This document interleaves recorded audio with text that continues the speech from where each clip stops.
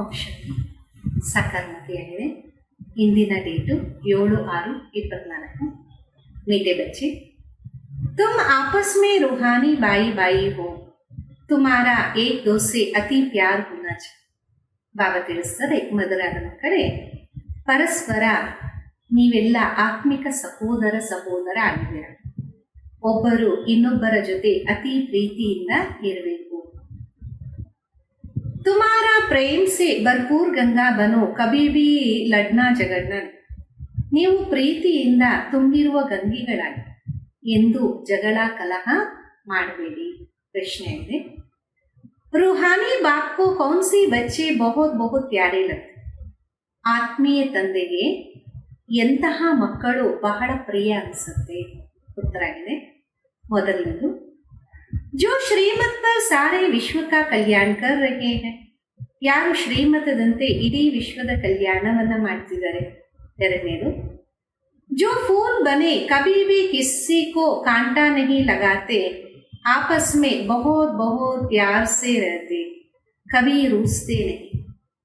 ಯಾರು ಹೂವಾಗ್ತಿದ್ದಾರೆ ಎಂದು ಯಾರಿಗೆ ಮುಳ್ಳು ಚುಚ್ಚೋದಿಲ್ಲ, ಎಲ್ಲರ ಜೊತೆ ಬಹಳ ಪ್ರೀತಿಯಿಂದ ಇರ್ತಾರೆ, ಎಂದೂ ಸಹ ಮೂಡ್ ಆಫ್ ಆಗೋದಿಲ್ಲ. ಐಸೆ ಬಚ್ಚೆ ಬಾಬಾ ಕೋ ಬಹುತ್ ಬಹುತ್ ಪ್ಯಾರೆ ಲಗ್ತೆ. ಇಂತಹ ಮಕ್ಕಳು ತಂದೆಗೆ ಬಹಳ ಬಹಳ ಪ್ರಿಯ ಅನಿಸ್ತಾರೆ. जो देह अभिमान में आकर आपस में लड़ते हैं, लून पानी होते, वो बाबा की इज्जत गवाते. ಯಾರು ದೇಹಾಭಿಮಾನದಲ್ಲಿ ಬಂದು ಒಬ್ಬರು ಇನ್ನೊಬ್ಬರ ಜೊತೆ ಜಗಳ ಮಾಡ್ತಾರೆ, ಉಪ್ಪು ನೀರಾಕ್ತಾರೆ, ಅವರು ತಂದೆಯ ಗೌರವವನ್ನ ಕಳೀತಾರೆ. वो बाप की निंदा कराने वाले निंदक है. ಅವರು ತಂದೆಯ ನಿಂದನೆಯನ್ನ ಮಾಡಿಸುವಂತಹ ನಿಂದಕರಾಗಿದ್ದಾರೆ. ಶಾಂತಿ. जैसे रूहानी बच्चों को अब रूहानी बाप प्यारा लगता, वैसे रूहानी बाप को रूहानी बच्चे भी प्यारे लगते हैं. ಯಾವ ರೀತಿ ಆತ್ಮೀಯ ಮಕ್ಕಳಿಗೆ ಆತ್ಮಿಕ ತಂದೆ ಪ್ರಿಯ ಅನಿಸ್ತಾರೆ, ಆ ರೀತಿ ಆತ್ಮಿಕ ತಂದೆಗೂ ಆತ್ಮೀಯ ಮಕ್ಕಳು ಪ್ರಿಯ ಅನಿಸ್ತಾರೆ. क्योंकि श्रीमत पर सारे विश्व का कल्याण कर रहे हैं, ಕಲ್ಯಾಣಕಾರಿ ಸ ಪ್ಯಾರೆ. ಯಾಕೆಂದರೆ ಶ್ರೀಮತದಂತೆ ಇಡೀ ವಿಶ್ವದ ಕಲ್ಯಾಣವನ್ನ ಮಾಡ್ತಿದ್ದಾರೆ. ಕಲ್ಯಾಣಕಾರಿ ಎಲ್ಲರಿಗೂ ಪ್ರಿಯ ಅನಿಸ್ತಾರಲ್ಲ. तुम भी आपस में बाई बाई हो तो तुम भी जरूर एक दो को प्यारे लगते. ನೀವೆಲ್ಲರೂ ಸಹ ಒಬ್ಬರು ಇನ್ನೊಬ್ಬರ ಜೊತೆ ಸಹೋದರ ಆಗಿದೆ. ಅಂದ ಮೇಲೆ ಒಬ್ಬರು ಇನ್ನೊಬ್ಬರಿಗೆ ಪ್ರಿಯ ಅನಿಸ್ತೀರಲ್ಲ. बाहर वालों को इतना प्यारा नहीं रहेगा जितना बाप के बच्चों का आपस में होगा. ಹೊರಗಡೆಯವರಿಗೆ ಇಷ್ಟೊಂದು ಪ್ರಿಯ ಅನಿಸೋದಿಲ್ಲ ಎಷ್ಟು ತಂದೆಗೆ ಮಕ್ಕಳ ಹತ್ರ ಪ್ರೀತಿ ಅನ್ನೋದು ಸಿಗತ್ತೆ. तुम्हारा भी आपस में बहुत बहुत प्यार होनी चाहिए. अगर भाई भाई यहाँ ये लड़ते झगड़ते हैं, ये प्यार नहीं करते तो भाई बहन नहीं थे. ತಾವು ಪರಸ್ಪರ ಬಹಳ ಪ್ರೀತಿಯಿಂದ ಇರಬೇಕು. ಸಹೋದರ ಇಲ್ಲೇ ಜಗಳ ಕಲಹ ಮಾಡಿದ್ರೆ ಪ್ರೀತಿ ಇರೋದಿಲ್ಲ, ಅವರಿಗೆ ಸಹೋದರತ್ವ ಅನ್ನೋದು ಇರೋದಿಲ್ಲಲ್ಲ. तुम्हारा आपस में लव होना चाहिए, बाबा का भी आपस में आत्माओं से लव. ನಿಮ್ಮ ಪರಸ್ಪರದಲ್ಲಿ ಪ್ರೀತಿ ಇರಬೇಕು. ತಂದೆಗೂ ಆತ್ಮಗಳ ಜೊತೆ ಲವ್ ಇದೆಯಲ್ಲ. तो आत्माओं का भी आपस में बहुत लव होना चाहिए. सतयुग में सब आत्माएं एक दो को प्यारे लगती हैं, क्योंकि शरीर का अभिमान छूट जाए. ನೀವು ಆತ್ಮಗಳೆಲ್ಲ ಪರಸ್ಪರ ಪ್ರೀತಿಯಿಂದ ಇರಬೇಕು. ಸತ್ಯುಗದಲ್ಲಿ ಆತ್ಮಗಳೆಲ್ಲ ಒಬ್ಬರು ಇನ್ನೊಬ್ಬರ ಜೊತೆ ಪ್ರಿಯ ಅನಿಸ್ತಾರೆ. ಯಾಕೆಂದರೆ ಶರೀರದ ಅಭಿಮಾನ ಮುರಿದೋಗಿರುತ್ತಲ್ಲ. तुम भाई भाई एक बाबा की याद से सारे विश्व का कल्याण करते हो, अपना भी कल्याण करते हो तो भाइयों का भी कल्याण करना चाहिए. इसलिए बाप दे अभिमान से देही अभिमानी बने. ತಾವೆಲ್ಲ ಸಹೋದರರು ಒಬ್ಬ ತಂದೆಯ ನೆನಪಿನಿಂದ ಇಡೀ ವಿಶ್ವದ ಕಲ್ಯಾಣವನ್ನ ಮಾಡ್ತೀರಿ. ನಿಮ್ಮ ಕಲ್ಯಾಣತ್ವ ಸಹೋದರರ ಕಲ್ಯಾಣತ್ವಕ್ಕೋಸ್ಕರ ಆಗಿದೆ ಅಲ್ಲ. ಅದಕ್ಕೋಸ್ಕರ ತಂದೆ ನಿಮ್ಮನ್ನ ಅಭಿಮಾನದಿಂದ ದೇಹಿ ಅಭಿಮಾನಿಯಾಗಿ ಮಾಡ್ತಿದ್ದಾರೆ. वो लौकिक बाई बाई तो आपस में धन के लिए हिस्से के लिए लड़ पड़ते हैं. ಅಲ್ಲಿ ಲೌಕಿಕ ಸಹೋದರನ ಜೊತೆಯಲ್ಲಿ ಧನಕ್ಕೋಸ್ಕರ ಭಾಗಕ್ಕೋಸ್ಕರ ಒಡೆದಾಡ್ತಾರೆ. यहाँ लड़ने झड़ने की बात नहीं, हर एक को डायरेक्ट कनेक्शन रखना पड़ता. ये बेहद की बात. ಇಲ್ಲಿ ಜಗಳ ಕಲಹದ ಮಾತಿಲ್ಲ. ಪ್ರತಿಯೊಬ್ಬರೂ ಸಹ ಡೈರೆಕ್ಟ್ ಕನೆಕ್ಷನ್ ಅನ್ನ ಇಟ್ಕೋಬೇಕು. ಇದಾಗಿದೆ ಅನಂತವಾದ ಮಾತು. योग बल से बाप से वर्षा लेना है, लौकिक बाप से स्थूल वर्षा लेते. ये तो है रूहानी बाप से रूहानी बच्चों को रूहानी वर्ष. ಯೋಗ ಬಲದಿಂದ ತಂದೆಯಿಂದ ಆಸ್ತಿಯನ್ನ ಪಡಿಬೇಕು. ಲೌಕಿಕ ತಂದೆಯಿಂದ ಸ್ಥೂಲ ಆಸ್ತಿಯನ್ನ ಪಡಿತೀವಿ. ಇದಾಗಿದೆ ಆತ್ಮಿಕ ತಂದೆಯಿಂದ ಆತ್ಮೀಯ ಮಕ್ಕಳಿಗೆ ಆತ್ಮಿಕ ಆಸ್ತಿ. हर एक को डायरेक्ट बाबा से वर्षा लेना है. जितना जितना इंडिविजुअल बाबा को याद करेंगे उतना वर्षा मिले. ಪ್ರತಿಯೊಬ್ಬರೂ ಸಹ ಡೈರೆಕ್ಟ್ ತಂದೆಯಿಂದ ಆಸ್ತಿಯನ್ನ ಪಡೆಯಬೇಕು. ಎಷ್ಟೆಷ್ಟು ಇಂಡಿವಿಜುವಲ್ ತಂದೆಯನ್ನ ನೆನಪು ಮಾಡ್ತೀರಾ ಅಷ್ಟು ಆಸ್ತಿಯನ್ನ ಪಡ್ಕೋಬಹುದಾಗಿದೆ. बाप देखेंगे आपस में लड़ते तो बाबा कहेंगे तुम निधन के हो गए क्या. ಬಾಬೂರ್ ನೋಡ್ತಾರೆ ಪರಸ್ಪರ ಒಡೆದಾಡ್ತಿದ್ದಾರೆ ಎಂದಾಗ ಬಾಬಾ ಅಂತಾರೆ ನೀವು ಅನಾಥರಾಗ್ಬಿಟ್ಟಿದ್ದೀರೇನು. रूहानी बाई बाई को झगड़ना नहीं चाहिए. अगर बाई बाई होकर आपस में झगड़ते हैं प्यार नहीं तो जैसे रावण के बन जाते. ಆತ್ಮಿಕ ಸಹೋದರ ಜಗಳ ಮಾಡಬಾರ್ದಾಗಿದೆ. ಅಸ್ಮಾತ್ ಸಹೋದರ ಜಗಳ ಕಲಹ ಮಾಡಿಕೊಂಡ್ರೆ ಪ್ರೀತಿ ಇಲ್ಲ ಅಂದರೆ ಯಾವ ರೀತಿ ರಾವಣನ ಮಕ್ಕಳಾಗ್ತಾರೆ. ये सब असुरी संतान ठहरे, फिर दैवी संतान और असुरी संतान में जैसे कि फर्क नहीं रहता क्योंकि देह अभिमान बनकर लड़ते हैं. ಇವರೆಲ್ಲರೂ ಅಸುರಿ ಸಂತಾನ ಆಗಿದ್ದಾರೆ. ನಂತರ ದೈವಿ ಸಂತಾನ ಅಸುರಿ ಸಂತಾನದಲ್ಲಿ ಏನು ವ್ಯತ್ಯಾಸ ಇರಲ್ಲ. ಯಾಕೆಂದರೆ ದೇಹ ಅಭಿಮಾನಿಗಳಾಗಿ ಒಡೆದಾಡ್ತಾರಲ್ಲ. आत्मा आत्मा से लड़ती नहीं, इसलिए बाबा कहते मीठे मीठे बच्चे आपस में लून पानी नहीं हो. ಆತ್ಮ ಆತ್ಮದ ಜೊತೆ ಎಂದೂ ಗುದ್ದಾಡೋದಿಲ್ಲ. ಅದಕ್ಕೆ ಬಾಬಾ ತಿಳಿಸ್ತಾರೆ ಮಧುರಾತಿ ಮಧುರ ಮಕ್ಕಳೇ ಒಬ್ಬರು ಇನ್ನೊಬ್ಬರ ಜೊತೆ ಉಪ್ಪು ನೀರಾಗಬೇಡಿ. होते हैं तब समझाया जाता, फिर बाबा कहते ये तो देह अभिमानी बच्चे हैं, रावण के बच्चे हैं, हमारे तो है ही नहीं क्योंकि आपस में लून पानी होकर रहते. ಆಗ್ತಾರೆ. ಅದಕ್ಕೋಸ್ಕರ ಬಾಬಾ ತಿಳಿಸ್ಕೊಡ್ತಾರೆ. ಬಾಬಾ ಅಂತಾರೆ ದೇಹ ಅಭಿಮಾನದ ಮಕ್ಕಳು ರಾವಣ ಮಕ್ಕಳಾಗಿದ್ದಾರೆ, ನನ್ನ ಮಕ್ಕಳಲ್ಲ. ಯಾಕೆಂದರೆ ಪರಸ್ಪರ ಉಪ್ಪು ನೀರಾಗಿರ್ತೀರಲ್ಲ. तुम 21 जन्म शीर कंड होकर रहते हो, इस समय ದೇಹಿ ಅಭಿಮಾನಿ ಬನ್ रहना. ತಾವು 21 ಜನ್ಮ ಕ್ಷೀರಖಂಡವಾಗಿ ಇರ್ತೀರ. ಈ ಸಮಯ ಆತ್ಮಿಕ ಸ್ಥಿತಿಯಲ್ಲಿ ಇರಿ. अगर आपस में नहीं बनती तो उस समय के लिए रावण संप्रदाय समझना चाहिए. ಪರಸ್ಪರ ಆಗೋದಿಲ್ಲ ಅಂದರೆ ಆ ಸಮಯಕ್ಕೋಸ್ಕರ ರಾವಣ ಸಂಪ್ರದಾಯ ಅಂತ ತಿಳ್ಕೋಬೇಕಾಗತ್ತೆ. आपस में लून पानी होने से बाबा की इज्जत गवाएंगे. बल ईश्वरीय संतान कहते परंतु असुरी अवगुण है तो जैसे दे अभिमानी है. ಪರಸ್ಪರ ಉಪ್ಪು ನೀರಾಗಿದ್ದಾಗ ಬಾಬೂರ ಗೌರವವನ್ನು ಕಳೀತೀರ. ಬಲೆ ಈಶ್ವರೀಯ ಸಂತಾನ ಅಂತ ಹೇಳ್ಕೋಬಹುದು. ಆದರೆ ಅಸುರಿ ಅವಗುಣ ಇದ್ದಾಗ ಯಾವ ರೀತಿ ದೇಹ ಅಭಿಮಾನಿ ಅಂತ ತಿಳಿಸ್ಬೋದಾಗಿದೆ. देही अभिमानी में ईश्वरीय गुण होता, यहाँ तुम ईश्वरीय गुण धारण करेंगे तभी बाबा के साथ ले चलेंगे ना, फिर वहां वही संस्कार साच. ಇಲ್ಲಿ ಆತ್ಮಿಕ ಸ್ಥಿತಿಯಲ್ಲಿ ಇರೋ ಕಾರಣ ಈಶ್ವರೀಯ ಗುಣ ಇರುತ್ತಲ್ಲ, ಇಲ್ಲಿ ತಾವು ಈಶ್ವರಿಯ ಗುಣವನ್ನ ಧಾರಣೆ ಮಾಡಿದಾಗ ಅಲ್ಲಿ ಬಾಬೂರು ನಿಮ್ಮನ್ನ ಜೊತೆ ಕರ್ಕೊಂಡು ಹೋಗ್ತಾರೆ. ನಂತರ ಆ ಸಂಸ್ಕಾರವನ್ನ ತಕೊಂಡು ಹೋಗ್ಬೋದಲ್ಲ. बाबा को मालूम पड़ता है कि बच्चे देह अभिमान में आकर लून पानी हो रहते हैं. ಮಕ್ಕಳಿಗೆ ಅರಿವಾಗಿರಬಹುದು, ದೇಹ ಅಭಿಮಾನದ ಕಾರಣ ಉಪ್ಪು ನೀರಾಗ್ತಾ ಇರ್ತೀವಿ.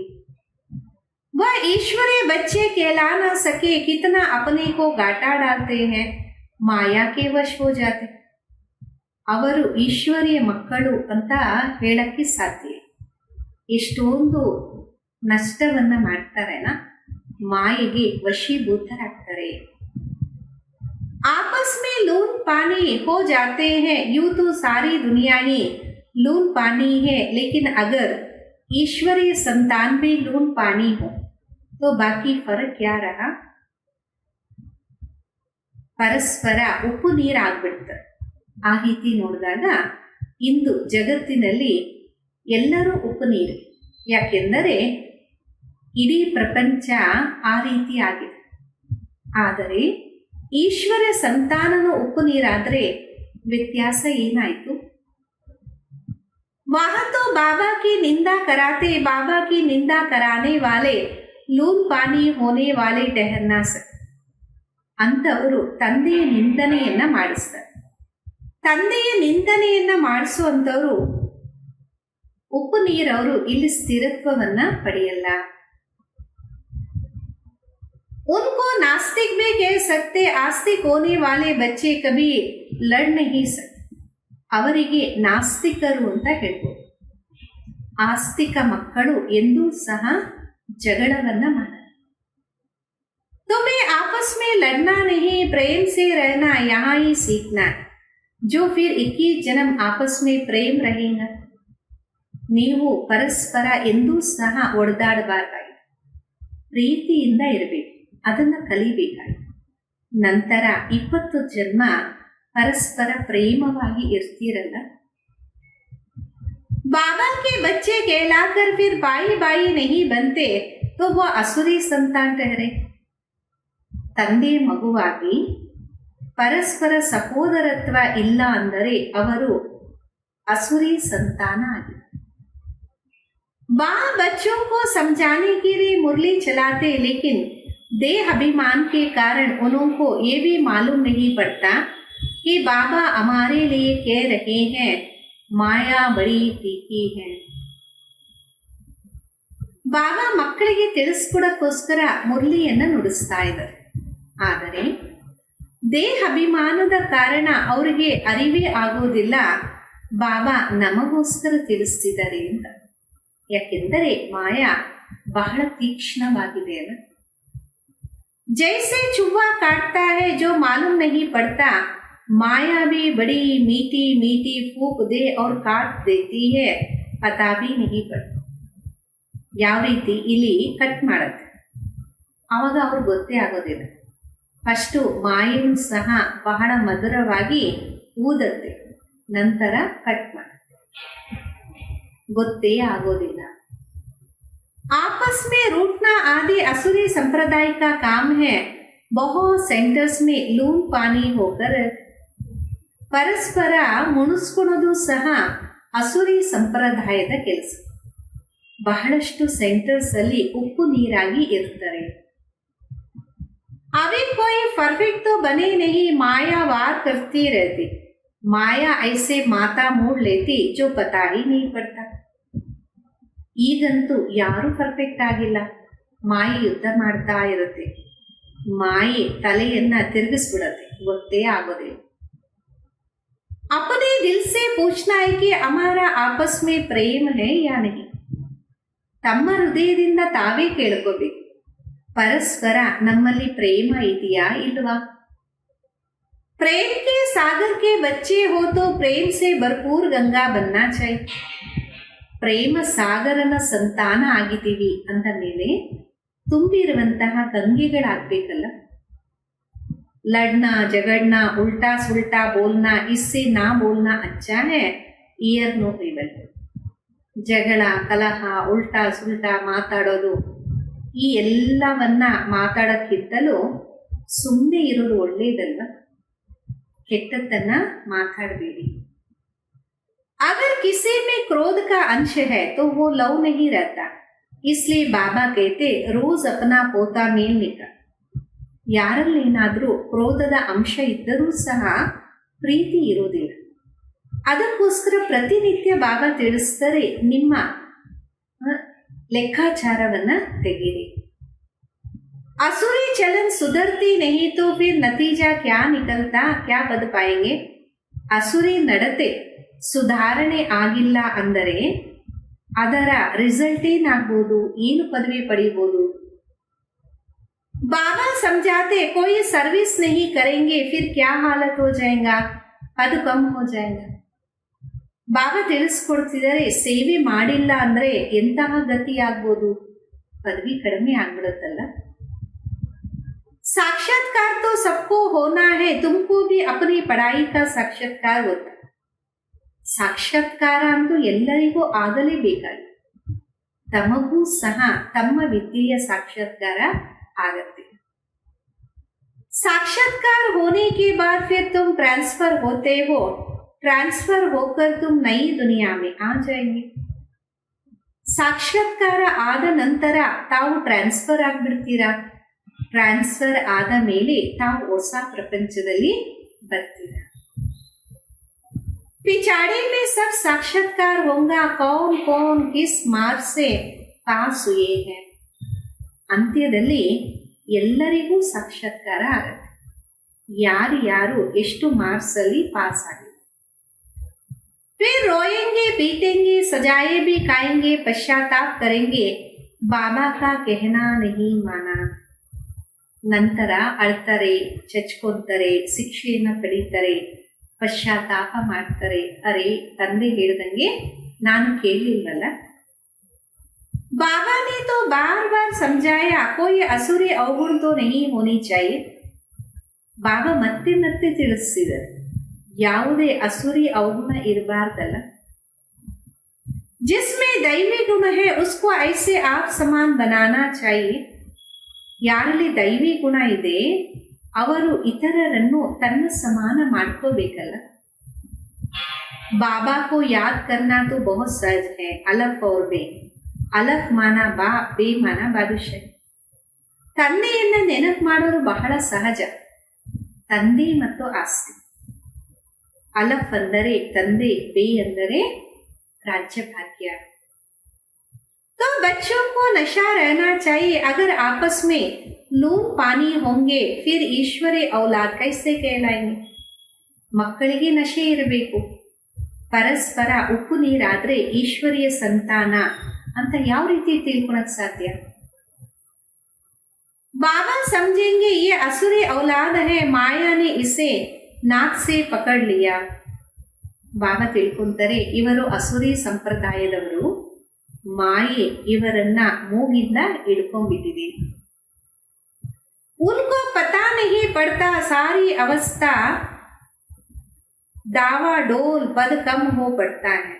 ಅವ್ರಿಗೆ ಗೊತ್ತೇ ಆಗೋದಿಲ್ಲ, ಇಡೀ ಸ್ಥಿತಿ ಏರು ಪೇರು ಆಗ್ಬಿಡತ್ತೆ, ಪದವಿನೂ ಕಡಿಮೆ ಆಗುತ್ತೆ. तुम बच्चों को उन्हें प्रेम से सीखने की कोशिश करनी चाहिए. ಪ್ರೇಮ್ ಕಿ ದೃಷ್ಟಿ रहनी चाहिए. ತಾವು ಮಕ್ಕಳು ಪ್ರೀತಿಯಿಂದ ಕಲಿಯುವ ಆಸಕ್ತಿನ ಇಟ್ಕೋಬೇಕು, ಪ್ರೇಮದ ದೃಷ್ಟಿ ಇರಬೇಕಲ್ಲ.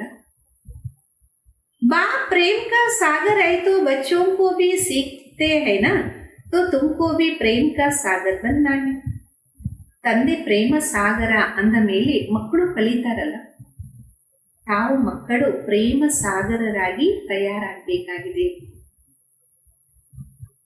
बाबा बच्चों को बहुत प्यार से समझाते, अच्छी मत देते, ईश्वरीय मत मिलने से तुम फूल बन जाते. ತಂದೆ ಮಕ್ಕಳಿಗೆ ಬಹಳ ಪ್ರೀತಿಯಿಂದ ತಿಳಿಸ್ಕೊಡ್ತಾರೆ, ಒಳ್ಳೆ ಮತವನ್ನ ಕೊಡ್ತಾರೆ. ಈಶ್ವರಿಯ ಮತ ಸಿಕ್ಕದಾಗ ನೀವು ಹೂಗಳಾಗ್ಬಿಡ್ತೀರಾ. सब गुण तुमको देते हैं, देवताओं में प्यार है ना. ಎಲ್ಲಾ ಗುಣಗಳು ನಿಮಗೆ ಕೊಡ್ತಾರೆ, ದೇವತೆಗಳ ಮೇಲೆ ಪ್ರೀತಿ ಇರುತ್ತಲ್ಲ. तो वो अवस्था तुम्हें यहाँ जमानी है, इस समय तुमको नॉलेज है फिर देवता बन जाएंगे तो नॉलेज नहीं रहेंगे. ಆ ಸ್ಥಿತಿ ಇಲ್ಲಿ ನೀವು ತಯಾರು ಮಾಡ್ಕೋಬೇಕು, ಅಂದ್ರೆ ಜಮಾ ಮಾಡ್ಕೋಬೇಕು. ಈ ಸಮಯದಲ್ಲಿ ತಮಗೆ ಜ್ಞಾನ ಇದೆ, ನಂತರ ದೇವತೆಗಳಾದಾಗ ಜ್ಞಾನ ಇರಲ್ವಲ್ಲ. वहां दैवी प्यार रहता तो बच्चों को अब दैवी गुण भी धारण करने, ಅಲ್ಲಿ ದೈವಿ ಪ್ರೀತಿ ಇರುತ್ತೆ ಅಂದ ಮೇಲೆ ಈಗ ಮಕ್ಕಳು ದೈವಿ ಗುಣವನ್ನ ಧಾರಣೆ ಮಾಡಬೇಕು. अभी तुम पूज्य बनने के लिए पुरुषार्थ कर रहे हो, अभी संगम करो. ಈಗ ನೀವು ಪೂಜ್ಯರಾಗಕ್ಕೋಸ್ಕರ ಪುರುಷಾರ್ಥವನ್ನ ಮಾಡ್ತಿದ್ದೀರ, ಈಗಂತೂ ಸಂಗಮದಲ್ಲಿ ಇದೀರಲ್ಲ. बाप भी भारत में आते शिव जयंती मनाते, परंतु वो कौन है, कैसे, कब आते, क्या करते ये नहीं जान. ಬಾಬಾ ಭಾರತದಲ್ಲಿ ಬರ್ತಾರೆ, ಶಿವ ಜಯಂತಿಯನ್ನ ಆಚರಣೆ ಮಾಡ್ತಾರೆ. ಆದರೆ ಅವರು ಯಾರು, ಹೆಂಗಿದ್ದಾರೆ, ಯಾವಾಗ ಬರ್ತಾರೆ, ಏನ್ ಮಾಡ್ತಾರೆ, ಇದು ಯಾರಿಗೂ ಗೊತ್ತಿಲ್ಲ. तुम बच्चे में अभी नंबरवार पुरुषार्थ अनुसार जानते हो, जो नहीं जानते वो किसको समझा भी नहीं सकते, फिर पद कम हो जाता. ಈಗ ನೀವು ಮಕ್ಕಳು ನಂಬರ್ವಾರ್ ಪುರುಷಾರ್ಥ ಅನುಸಾರ ಅರ್ಥ ಮಾಡ್ಕೊಂಡಿದ್ದೀರ. ಯಾರಿಗೆ ಗೊತ್ತಿಲ್ಲ ಅವರು ಇತರರಿಗೂ ತಿಳಿಸಕ್ಕೆ ಆಗೋದಿಲ್ಲ, ಪದವಿನೂ ಕಡಿಮೆ ಆಗ್ತದೆ.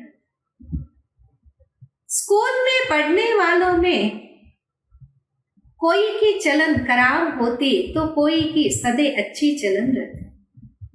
ಸ್ಕೂಲಲ್ಲಿ ಓದೋರಲ್ಲಿ ಕೆಲವರ ನಡತೆ ಕೆಟ್ಟದಾಗಿರುತ್ತೆ, ಕೆಲವರು ಸದಾ ನಡತೆಯನ್ನ ಚೆನ್ನಾಗಿಟ್ಕೊಂತಾರೆ. कोई प्रेसिडेंट रहे कोई एब्सेंट रहे, यहाँ प्रेजेंट वो है जो सदैव बाबा को याद करते ಸ್ವದರ್ಶನ್ ಚಕ್ರ ಫಿರಾತೆ. ಕೆಲವರು ಪ್ರೆಸೆಂಟ್ ಇರ್ತಾರೆ, ಕೆಲವರು ಆಬ್ಸೆಂಟ್ ಇರ್ತಾರೆ. ಇಲ್ಲಿ ಪ್ರೆಸೆಂಟ್ ಯಾರಪ್ಪ ಅಂದರೆ ಸದಾ ತಂದೆಯನ್ನ ನೆನಪು ಮಾಡ್ತಾರೆ, ಸ್ವದರ್ಶನ ಚಕ್ರವನ್ನ ತಿರುಗಿಸ್ತಾ ಇರ್ತಾರೆ. बाप कहते उठते बैठते तुम अपने को ಸ್ವದರ್ಶನ ಚಕ್ರಧಾರಿ ಸಮझो. ತಂದೆ ತಿಳಿಸ್ತಾರೆ, ನೀವು ಎದ್ದೇಳ್ತಾ ಕುತ್ಕೊಳ್ತಾ ತಮ್ಮನ್ನ ತಾವು ಸ್ವದರ್ಶನ ಚಕ್ರಧಾರಿ ಅಂತ ತಿಳ್ಕೊಳ್ಳಿ.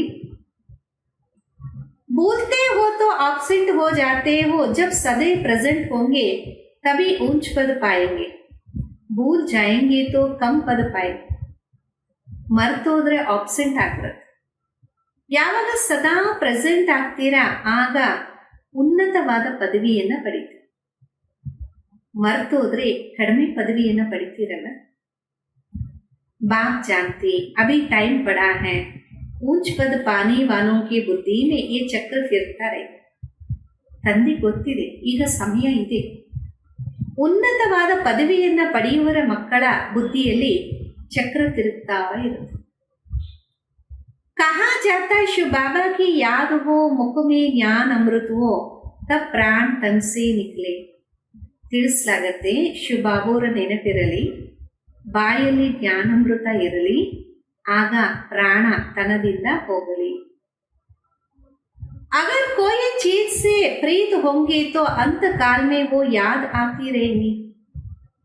ಯಾವುದಾದರೂ ವಸ್ತುವಿನ ಜೊತೆಗೆ ಪ್ರೀತಿ ಇದ್ದಾಗ ಅಂತ್ಯ ಕಾಲದಲ್ಲಿ ಅದು ನೆನಪು ಬರ್ತಾ ಇರುತ್ತೆ. खाने का लोभ होगा तो मरने के समय वो चीज ही याद आती रहेगी, ये खाओ फिर पदभ्रष्ट हो पड़ेगा. ತಿನ್ನುವ ಲೋಭ ಇದ್ದರೆ ಸಾಯುವ ಸಮಯದಲ್ಲಿ ಆ ವಸ್ತುನೇ ನೆನಪು ಬರ್ತಾ ಇರುತ್ತೆ, ಇದು ತಿನ್ನಾನ ಅಂತ. ಮತ್ತೆ ಪದವಿ ಭ್ರಷ್ಟರಾಗ್ಬಿಡ್ತಾರಲ್ಲ. बाप तो कहते स्वदर्शन चक्रधारी होकर मरो और कुछ भी याद ना आए. ತಂದೆ ಅಂತೂ ತಿಳಿಸ್ತಾರೆ, ಸ್ವದರ್ಶನ ಚಕ್ರಧಾರಿಯಾಗಿ ಸಾಯಿ, ಬೇರೆ ಯಾವುದು ನಿಮಗೆ ನೆನಪಿಗೆ ಬರಬಾರ್ದು. बिगर कोई संबंध जैसे आत्मा आई वैसे जाना है, लोभ भी कम नहीं है, लोभ है तो पिछाड़ी समय वही याद आता रहेगा. ಯಾವುದೇ ಸಂಬಂಧ ಇಲ್ಲದೆ ಆತ್ಮ ಬಂತು, ಅದೇ ರೀತಿ ಅದು ಹೋಗಬೇಕಾಗಿದೆ. ಲೋಭನೂ ಏನು ಕಡಿಮೆ ಇಲ್ಲ, ಲೋಭ ಅಂತಿಮ ಸಮಯದಲ್ಲಿ ಯಾವುದಾದರೂ ವಸ್ತುವಿನ ಜೊತೆ ಇದ್ದರೆ ಅದೇ ನೆನಪಿಗೆ ಬರ್ತಾ ಇರುತ್ತೆ. नहीं मिला तो उसी आशा में मर जाएंगे, इसलिए तुम बच्चों में लोभ आदि भी नहीं होनी चाहिए. ಸಿಕ್ಕಿಲ್ಲ ಅಂದಾಗ ಅದೇ ಆಸೆ ಇಟ್ಕೊಂಡು ಸತ್ತೋಗ್ತಾರೆ. ಅದಕ್ಕೋಸ್ಕರ ತಮ್ಮ ಮಕ್ಕಳಲ್ಲಿ ಲೋಭ ಏನೂ ಸಹ ಇರಬಾರ್ದು. बाप समझाते तो बहुत है परंतु समझने वाले कोई समझे. ಬಾಬಾ ಅಂತೂ ಬಹಳಷ್ಟು ತಿಳಿಸ್ಕೊಡ್ತಾರೆ, ಆದರೆ ಅರ್ಥ ಮಾಡಿಕೊಳ್ಳುವವರೇ ಅರ್ಥ ಮಾಡಿಕೊಳ್ತಾರೆ. बाबा की याद को एकदम सोने से लगा दो. बाबा अहो बाबा बाबा बाबा मुझसे कहना भी नहीं. ಬಾಬೂರ ನೆನಪನ್ನ ಏಕ್ದಮ್ ನಮ್ಮ ಮುಂದೆನೇ ಇಟ್ಕೊಂಡ್ಬಿಡ್ಬೇಕು. ಬಾಬಾ ಓ ಬಾಬಾ ಬಾಬಾ ಬಾಬಾ ಅಂತ ಬಾಯಿಂದನೂ ಹೇಳೋ ಅವಶ್ಯಕತೆ ಇಲ್ಲ. अजपा जब चलता रहे बाबा की याद में कर्मातीत अवस्था में ये शरीर छूटे तब ऊंच पद पास. ಅಜಪ ಜಪ ನಡೀತಾ ಇರಲಿ. ತಂದೆಯ ನೆನಪಿನಲ್ಲಿ ಕರ್ಮಾತೀತ ಸ್ಥಿತಿಯಲ್ಲಿ ಶರೀರವನ್ನು ಬಿಟ್ಟಾಗ ಉನ್ನತವಾದ ಪದವಿಯನ್ನ ಪಡೆಯಬಹುದಾಗಿದೆ. अच्छा मीठे मीठे सिखिलदे बच्चों प्रति माता पिता बाप दादा का याद प्यार और गुड मॉर्निंग. रूहानी बाप की रूहानी बच्चों को नमस्ते. हम रूहानी बच्चों की रूहानी माता पिता बाप दादा को याद प्यार गुड मॉर्निंग और नमस्ते. धारणೆಗೋಸ್ಕರ मुख्य सार ಮೊದಲನೇದು, प्रेम से भरपूर गंगा बनना. सबके प्रति प्रेम की दृष्टि रखनी है. ಪ್ರೇಮದಿಂದ ತುಂಬಿರುವಂತಹ ಗಂಗೆಯರಾಗಿ ಎಲ್ಲರ ಪ್ರತಿ ಪ್ರೇಮದ ದೃಷ್ಟಿ ಇರಲಿ. ಕವಿ ಮೇ ಮುಖಸೆ ಉಲ್ಟಾ ಬೋಲ್ ನಹಿ ಬೋಲ್ನೆ.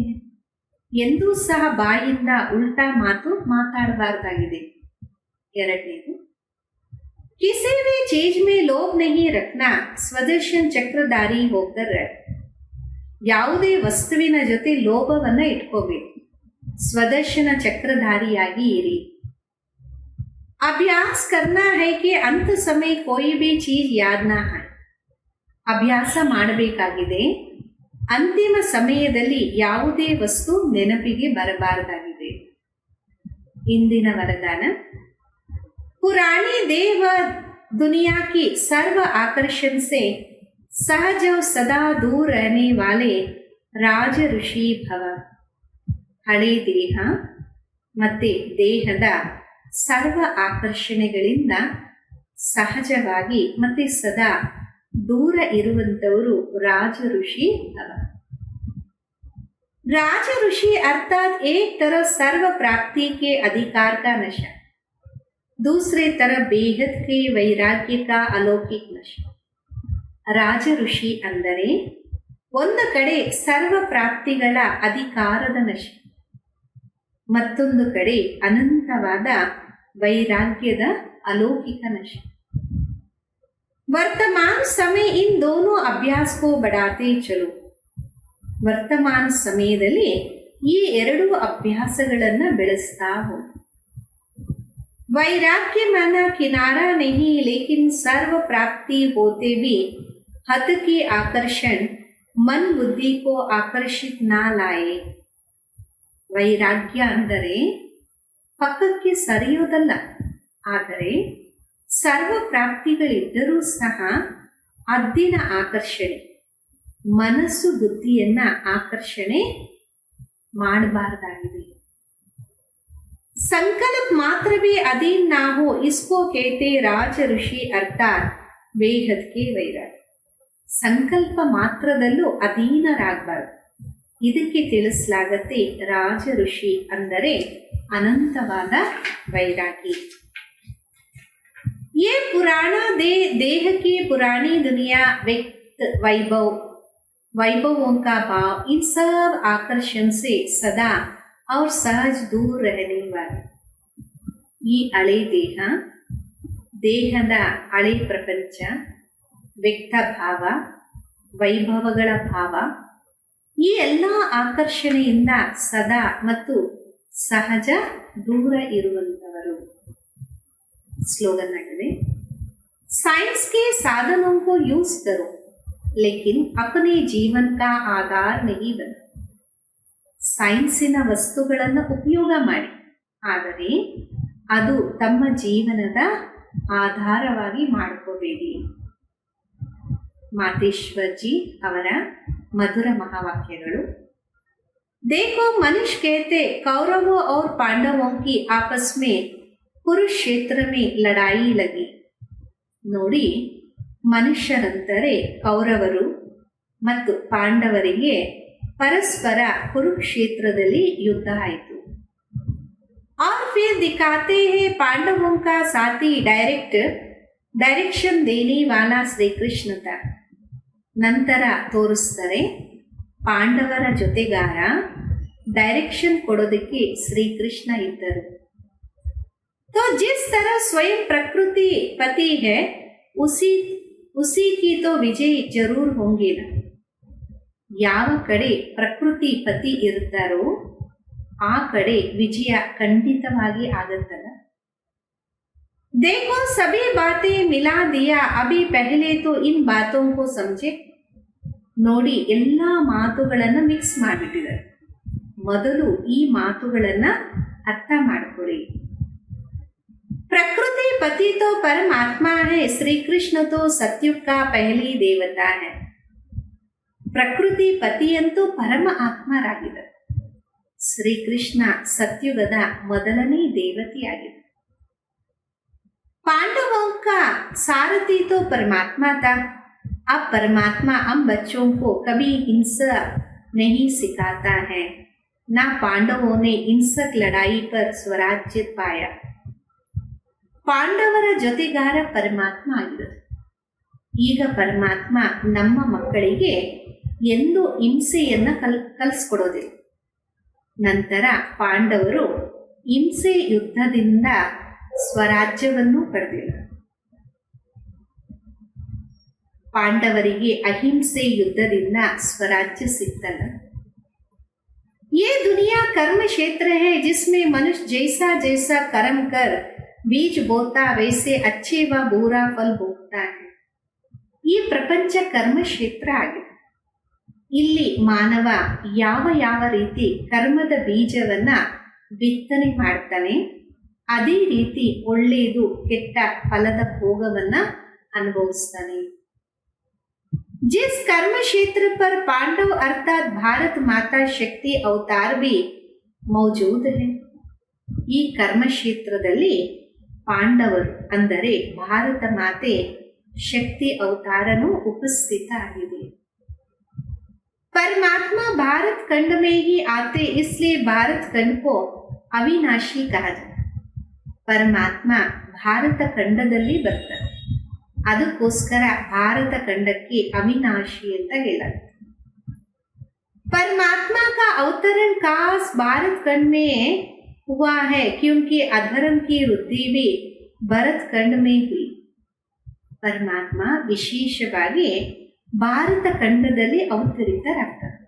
ಯಾಕೆಂದರೆ ಅಧರ್ಮದ ವೃದ್ಧಿ ಭಾರತ ಖಂಡದಲ್ಲಿ ಆಗುತ್ತೆ. वहां ये परमात्मा ने योग बल द्वारा कौरव राज्य खत्म कर पांडवों का राज्य स्थापन किया. ಅಲ್ಲಿ ಪರಮಾತ್ಮ ಯೋಗ ಬಲದ ಮುಖಾಂತರ ಕೌರವರ ರಾಜ್ಯವನ್ನು ಸಮಾಪ್ತಿ ಮಾಡಿ ಪಾಂಡವರ ರಾಜ್ಯವನ್ನು ಸ್ಥಾಪನೆ ಮಾಡ್ತಾರೆ.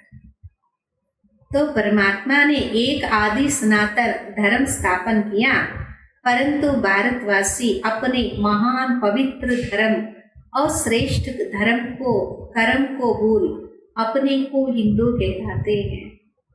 ಅಂದ ಮೇಲೆ ಪರಮಾತ್ಮ ಆದಿ ಸನಾತನ ಧರ್ಮ ಸ್ಥಾಪನೆ ಮಾಡಿದ್ರು. ಆದರೆ ಭಾರತವಾಸಿಗಳು ತಮ್ಮ ಮಹಾನ್ ಪವಿತ್ರ ಧರ್ಮ ಮತ್ತೆ ಶ್ರೇಷ್ಠ ಕರ್ಮವನ್ನ ಮರೆತು ತಮ್ಮನ್ನ ತಾವು ಹಿಂದೂ ಅಂತ ಅಂತಿದ್ದಾರೆ. बिचारे अपने धर्म को ना जान औरों के धर्म में जुट गए हैं. ಪಾಪ ಅವರು ತಮ್ಮ ಧರ್ಮವನ್ನ ಅರಿಯದೆ ಇತರರ ಧರ್ಮದಲ್ಲಿ ಸೇರ್ಕೊಂಡ್ಬಿಟ್ಟಿದ್ದಾರೆ. तो ये बेहद का ज्ञान बेहद का मालिक खुद ही बताता है। ये ಅನಂತವಾದ ಜ್ಞಾನ ಅನಂತವಾದಿ ಮಾಲೀಕ ಸ್ವಯಂ ತಿಳಿಸ್ತಿದ್ದಾರೆ। ये तो अपने स्वधर्म को भूल हद में फंस गए जिसको कहा जाता अति धर्म ग्लानि। ಇವರಂತೂ ತಮ್ಮ ಸ್ವಧರ್ಮವನ್ನ ಮರೆತು ಹದ್ದಿನಲ್ಲಿ ಸಿಕ್ಕಾಕೊಂಡಿದ್ದಾರೆ, ಅದಕ್ಕೆ ಹೇಳಲಾಗುತ್ತೆ ಅತಿ ಧರ್ಮಗ್ಲಾನಿ। क्योंकि ये सब प्रकृति के धर्म है परंतु पहले चाहिए स्वधर्म। ಯಾಕೆಂದರೆ ಇದೆಲ್ಲ ಪ್ರಕೃತಿಯ ಧರ್ಮ ಆಗಿದೆ, ಮೊಟ್ಟ ಮೊದಲು ಬೇಕಾಗಿದೆ ಸ್ವಧರ್ಮ। तो हर एक का स्वधर्म है कि आत्मा शांत स्वरूप, फिर अपनी प्रकृति का धर्म है देवता धर्म।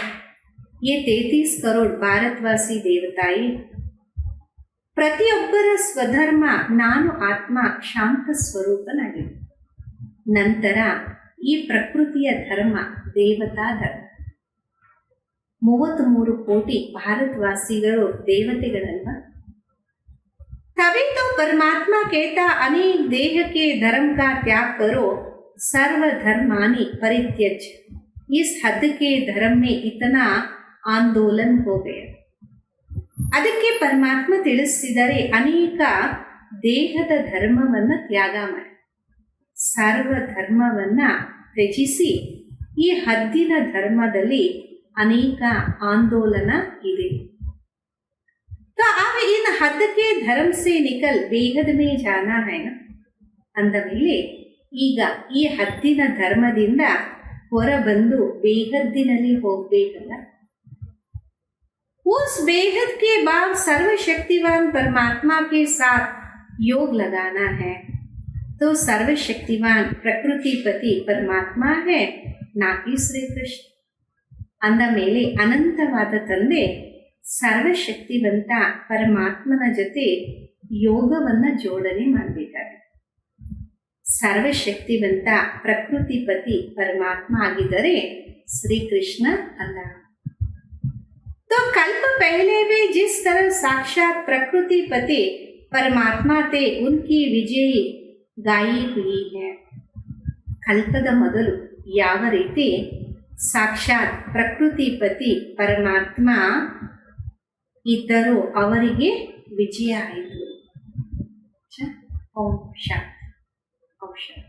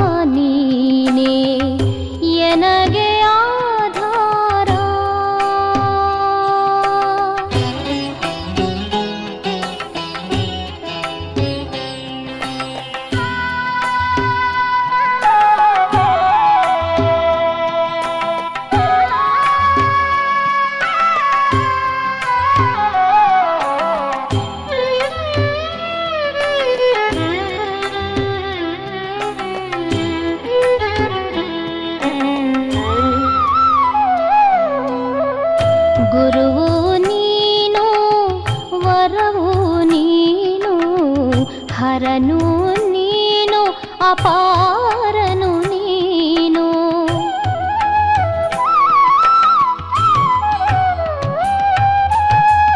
ಗುರುವು ನೀನು ವರವು ನೀನು, ಹರನು ನೀನು ಅಪಾರನು ನೀನು.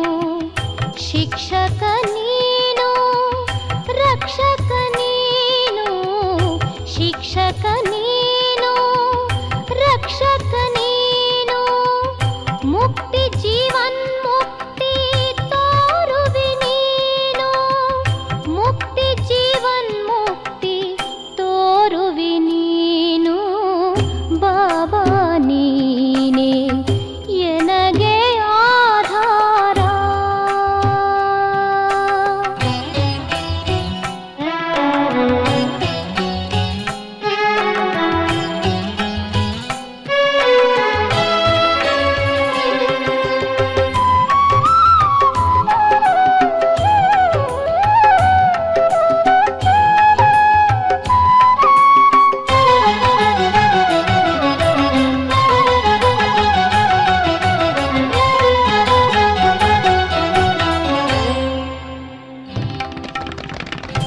ನಿನ್ನ ನೆನಪೇ ನನಗೆ ಸುಖ, ಮರೆತರೆ ಬರುವುದು ಅತಿ ದುಃಖ.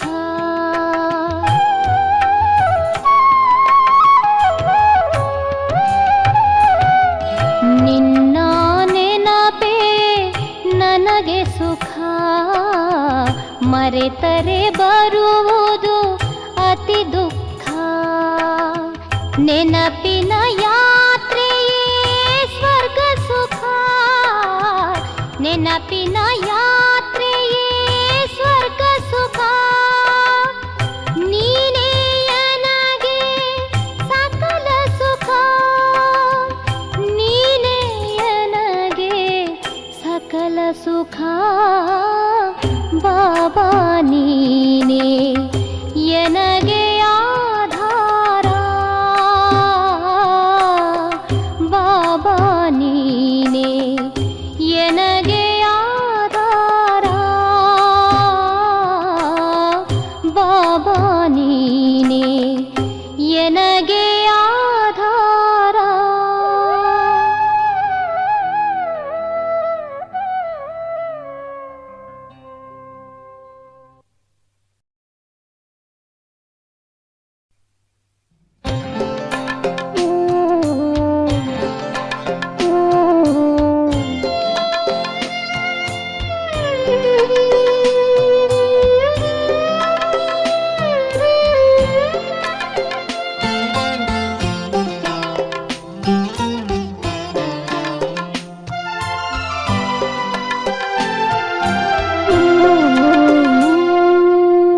ತಂದೆಯು ನೀನೇ, ತಾಯಿಯು ನೀನೇ, ಬಂಧುವು ನೀನೇ, ಬಳಗವು ನೀನೇ.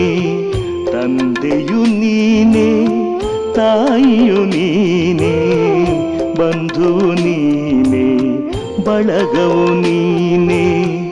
ಸಕಲವು ಎನಗೆ ಬಾಬಾ ನೀನೇ, ಸಕಲವು ಎನಗೆ ಬಾಬಾ ನೀನೇ.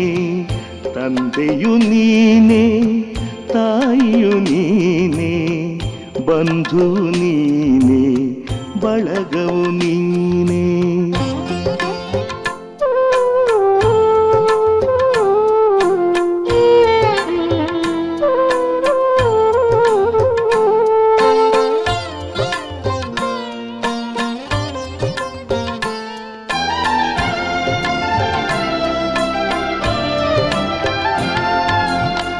ಸಿರಿಯು ನೀನೇ, ಸಂಪದ ನೀನೇ, ಹಿರಿಮೆ ನೀನೇ, ಗರಿಮೆ ನೀನೇ. ಸಿರಿಯು ನೀನೇ, ಸಂಪದ ನೀನೇ, ಹಿರಿಮೆ ನೀನೇ, ಗರಿಮೆ ನೀನೇ. ಸಕಲವು ಎನಗೆ ಬಾಬಾ ನೀನೇ, ಸಕಲವು ಎನಗೆ ಬಾಬಾ ನೀನೇ.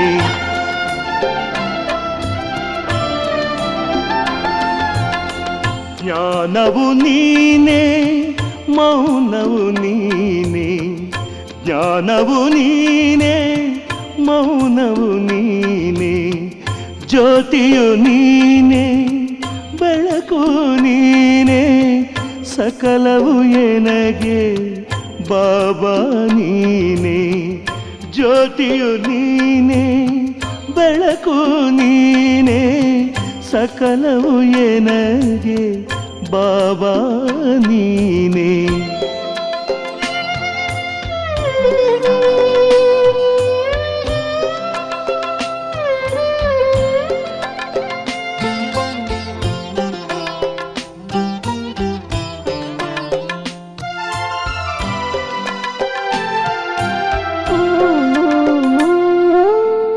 ರತ್ನವು ನೀನೇ ಮುತ್ತು ನೀನೇ, ಕರ್ತುವು ನೀನೇ ಧಾತೃವು ನೀನೇ, ರತ್ನವು ನೀನೇ ಮುತ್ತು ನೀನೇ, ಕರ್ತುವು ನೀನೇ ಧಾತೃವು ನೀನೇ, ಸಕಲವು ಎನಗೆ ಬಾಬಾ ನೀನೇ, ಸಕಲವು ಎನಗೆ ಬಾಬಾ ನೀನೇ.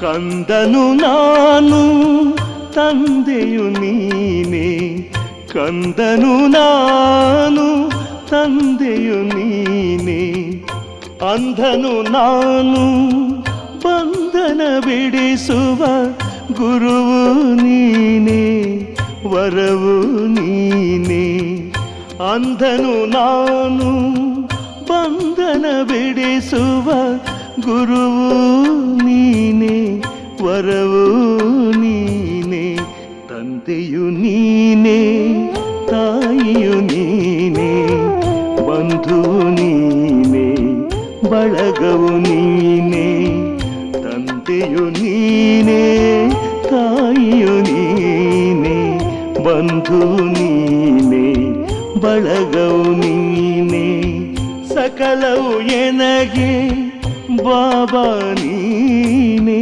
ಸಕಲವು ಎನಗೆ ಬಾಬಾ ನೀನೇ, ಸಕಲವು ಎನಗೆ ಬಾಬಾ ನೀನೇ, ಸಕಲವು ಎನಗೆ ಬಾಬಾ ನೀನೇ.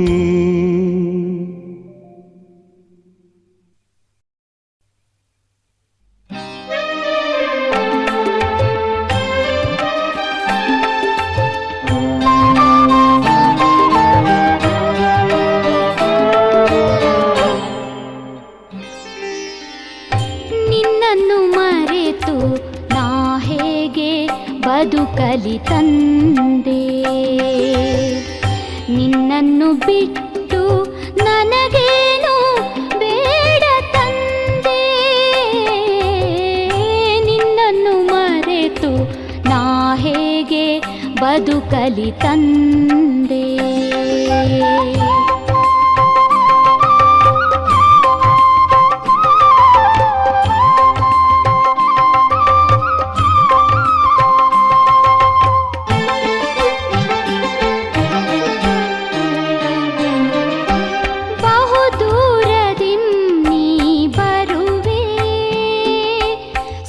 ಶಾಂತಿಗಳ ಎನಗೆ ತರುವೆ, ಮಧುರ ಮಧುರ ಮುರಳಿಯ ನುಡಿಸಿ ತನು ಮನಗಳ ನೀ ತಣಿಸುತ್ತಿರುವೆ, ಅಮಿತ ಪ್ರೇಮದಿ ಕುಣಿಸುತ್ತಿರುವೆ, ಅಮಿತ ಪ್ರೇಮದಿ ಕುಣಿಸುತ್ತಿರುವೆ, ನಿನ್ನನ್ನು ಮರೆತು ಹೇಗೆ ಬದುಕಲಿ ತಂದೆ.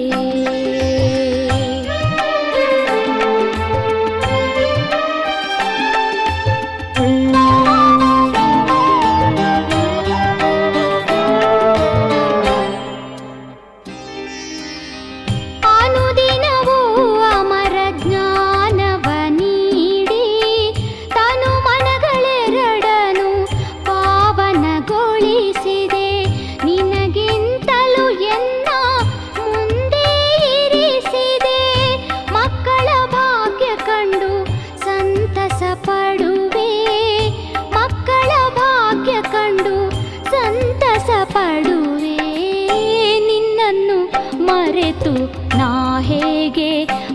ಬದುಕಲಿ ತಂದೆ.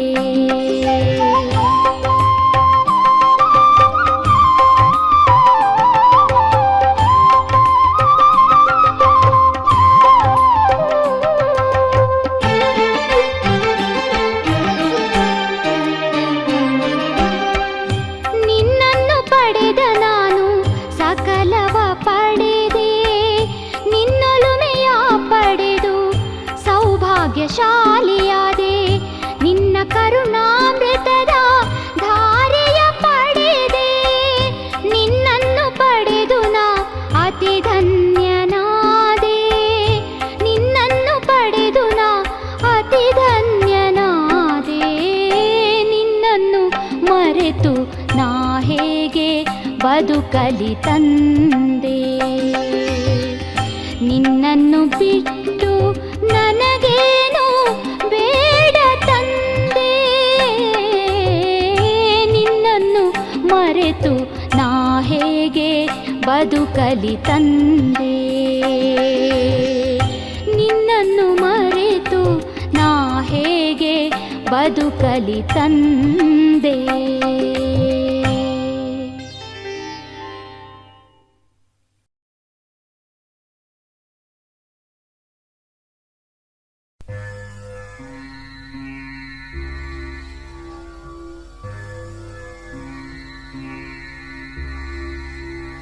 ಓಂ ಶಾಂತಿ.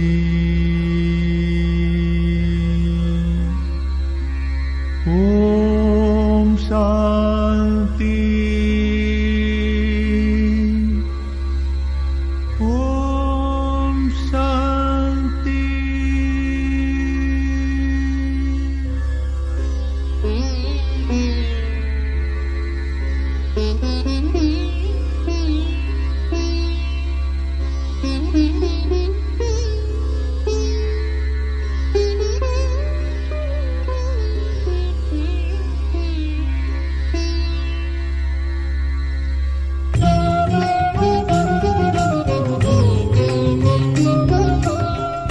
ಅಂತರಂಗದಿ ಬೆಳಗಿಸು ಜ್ಯೋತಿಯ, ಸರಿವುದು ದೂರ ಕವಿದ ಕತ್ತಲೆಯು. ಅಂತರಂಗದಿ ಬೆಳಗಿಸು ಜ್ಯೋತಿಯ, ಸರಿವುದು ದೂರ ಕವಿದ ಕತ್ತಲೆಯು. ಶಿವನ ಧ್ಯಾನವ ಮಾಡುತ್ತಿರು ನೀ, ಬರುವುದು ಪುಣ್ಯದ ಮಂಗಳ ಬೆಳಕು. ಶಿವನ ಧ್ಯಾನವ ಮಾಡುತ್ತಿರು ನೀ, ಬರುವುದು ಪುಣ್ಯದ ಮಂಗಳ ಬೆಳಕು. ಅಂತರಂಗದಿ ಬೆಳಗಿಸು ಜ್ಯೋತಿಯ, ಸರಿವುದು ದೂರ ಕವಿದ ಕತ್ತಲೆಯು. ಅಂತರಂಗದಿ ಬೆಳಗಿಸು ಜ್ಯೋತಿಯ.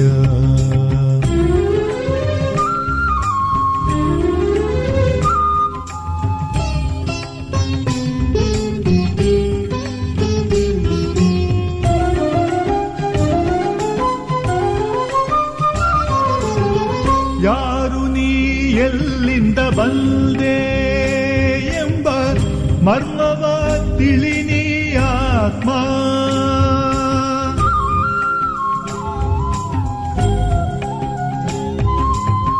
ಯಾರು ನೀ ಎಲ್ಲಿಂದ ಬಂದೆ ಎಂಬ ಮರ್ಮವ ತಿಳಿನಿ ಆತ್ಮ. ರಾಜಯೋಗದಿ ಅರಿ ನಿನ್ನ ತಂದೆಯ, ರಾಜಯೋಗದಿ ಅರಿ ನಿನ್ನ ತಂದೆಯ. ಯೋಗದಿ ನಡೆದು ಪಡೆ ನಿನ್ನಾಸ್ತಿಯ, ಯೋಗದಿ ನಡೆದು ಪಡೆ ನಿನ್ನಾಸ್ತಿಯ. ಅಂತರಂಗದಿ ಬೆಳಗಿಸು ಜ್ಯೋತಿಯ, ಸರಿವುದು ದೂರ ಕವಿದ ಕತ್ತಲೆಯು. ಶಿವನ ಧ್ಯಾನವ ಮಾಡುತ್ತಿರು ನೀ, ಬರುವುದು ಪುಣ್ಯದ ಮಂಗಳ ಬೆಳಕು. ಅಂತರಂಗದಿ ಬೆಳಗಿಸು ಜ್ಯೋತಿಯ.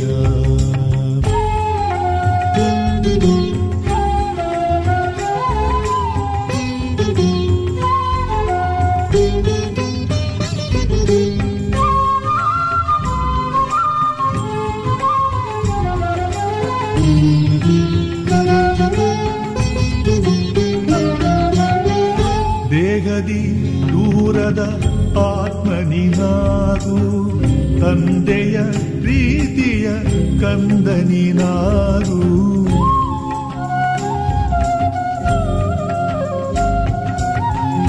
ದೇಹದಿ ದೂರದ ಆತ್ಮನಿನಾಗು ತಂದೆಯ ಪ್ರೀತಿಯ ಕಂದನಿನಾಗು ದಿವ್ಯ ಗುಣಗಳ ಧಾರಣೆ ಮಾಡು ನಿರಂತರ ಯೋಗಿಯು ನೀನಾಗು ದಿವ್ಯ ಗುಣಗಳ ಧಾರಣೆ ಮಾಡು ನಿರಂತರ ಯೋಗಿಯು ನೀನಾಗು ಅಂತರಂಗದಿ ಬೆಳಗಿಸು ಜ್ಯೋತಿಯ ಸರಿವುದು ದೂರ ಕವಿದ ಕತ್ತಲೆಯು ಶಿವನ ಧ್ಯಾನವ ಮಾಡುತ್ತಿರು ನೀ ಬರುವುದು ಪುಣ್ಯದ ಮಂಗಳ ಬೆಳಕು ಅಂತರಂಗದಿ ಬೆಳಗಿಸೋ ಜ್ಯೋತಿಯ ಸರಿವುದು ದೂರ